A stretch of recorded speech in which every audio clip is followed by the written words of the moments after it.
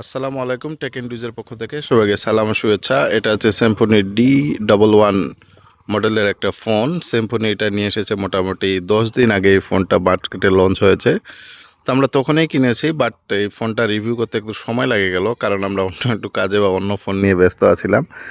আর এই ফোনটা হচ্ছে, এটার স্পেশালিটি হচ্ছে যেটা দাম কম আর কি, 1200 টাকা এই ফোনটার প্রাইস।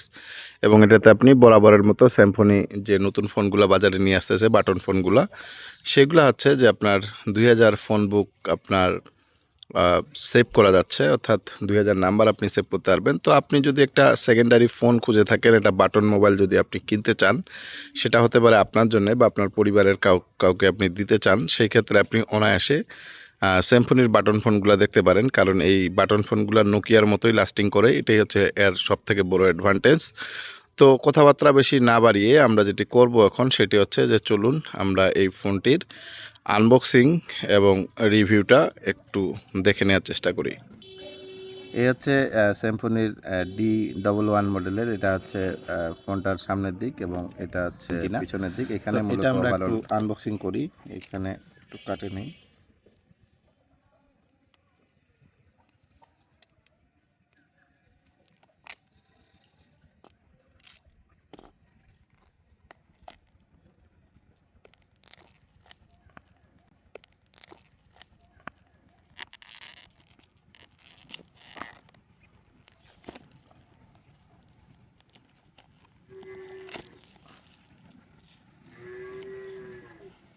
প্রেস করলে বক্সটা খুলে যাবে। তো এই হচ্ছে আমাদের মেইন ডিভাইস। এটা আমরা পরে দেখব বরাবরের মতোই। আমরা প্রথমেই দেখি যে এটা চার্জার। তো এটা হচ্ছে প্রথমে আছে মান্দাতা আমলের চার্জার, বি টাইপ চার্জার। এইগুলা এখন টাইপ সি চলে এসেছে।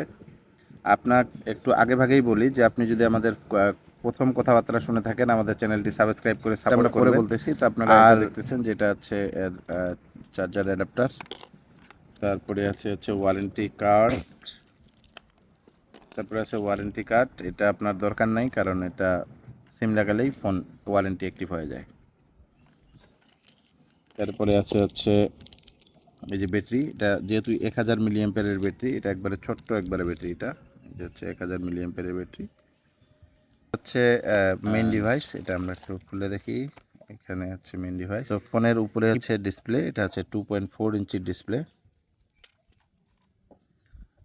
এই হচ্ছে পিছনের দিক। দেখতে একবারে T91-এর কপি, বাট এটাতে 1000 মিলিঅ্যাম্পিয়ার। নিচে আছে টাইপ বি পোর্ট এবং 3.5 mm অডিও জ্যাক, সাথে একটা এখানে ছোট স্পিকার, যেটা দিয়ে মূলত আপনি কথা বললে এই কথাটা ইন হয় আর কি।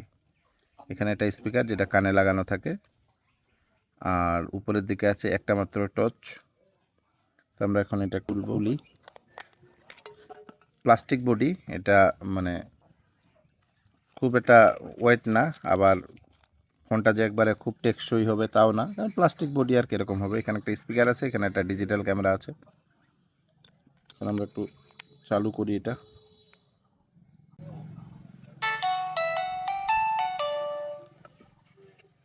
তো প্রথম দিকে আসি স্যামসংয়ের এই, যেহেতু এটাতে 2000 নাম্বার সেভ করা যাবে আমরা বলে দিছি, এবং এটার প্রথমে হচ্ছে ডিসপ্লে। ডিসপ্লে হচ্ছে 2.4 ইঞ্চের TFT ডিসপ্লে। ব্রাইটনেস ভালো, একবারে দেখুন পুরা রোদের মধ্যেও দেখা যাচ্ছে। আমি একবারে বাইরে আছি আমাদের বাগানে, লিচু বাগানে, তো সেখানেও আসলে আরাম করে দেখা যাচ্ছে। এই হচ্ছে ফোনটা 2.4 ইঞ্চি ডিসপ্লে, যার জন্য একটু বড় সাইজ ডিসপ্লে, যেটাতে আপনি টেক্সট এবং নাম্বার দেখতে সুবিধা হবে। যাদের একটু বয়স বেশি, তারা চোখে এমনিতে একটু কম দেখেন, তো তারা এই ফোনটা অনায়াসে এই ডিসপ্লেটাতে মানে নাম্বার এবং যা আছে সব কিছু ইজিলি দেখতে পাবে, মেসেজ ইজি রিড করতে পারবে। কিপ্যাডটা খুবই স্মুথ, আর এক ক্লিকেই আপনার এই লাইটটা অন হয়ে যায়। এই যে অন হয়ে গেছে। তো আমি যেহেতু বাইরে আছি, যার জন্য আসলে এটার ইয়েটা, মানে লাইটটা তেমন একটা বোঝা যাচ্ছে না হয়তো বা। তো পিছনে আছে ডিজিটাল ক্যামেরা, যেটা ইউজলেস। আর পরে আছে একটা স্পিকার, খুব একটা সাউন্ড না। আমার কাছে মেমোরি কার্ডটা নাই, নাহলে এটা লাগাই আমি গান একটু শোনার চেষ্টা করে দিতাম। নিচে আছে টাইপ বি পোর্ট, 3.5 অডিও জ্যাকের যে ব্যাপারটা সেটা। তো এই যেহেতু এটা 1200 টাকার ফোন, আমি বরাবরই বলি আপনার যদি 300 টাকা বাজেট বেশি হয় তাহলে আপনি যাইতে পারেন Symphony T91 ফোনটাতে।